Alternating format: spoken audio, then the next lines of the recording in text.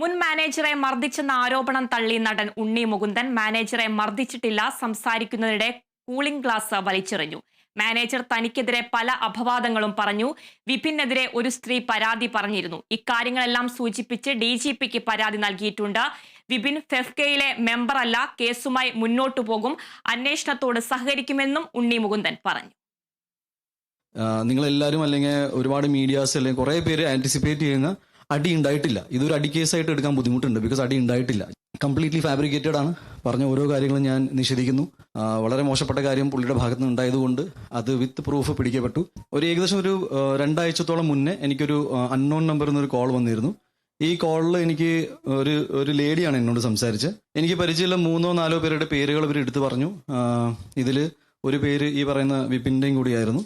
വധഭീഷണി തൊട്ട് പെണ്ണ് കേസ് തൊട്ട് ഈ തമ്മിൽ തല്ലി ഇങ്ങനത്തെ കുറേ ഇഷ്യൂസാണ് ആ ഫോൺ കോളിൽ എനിക്ക് വന്നത്.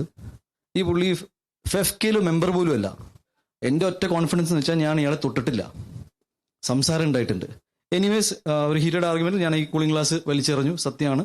ഞാൻ ടു ബി ഓണസ്റ്റ് ഇത് കേസായിട്ട് മുന്നോട്ട് പോകുന്നതുകൊണ്ട് ഞാൻ പൂർണ്ണമായിട്ട് പിന്തുണ ഈ കേസിനും ഇതിൻ്റെ ഇൻവെസ്റ്റിഗേഷൻ്റെ ഭാഗമായിട്ട് നടക്കുന്ന എല്ലാ കാര്യങ്ങൾക്കും ഞാൻ കൊടുക്കും.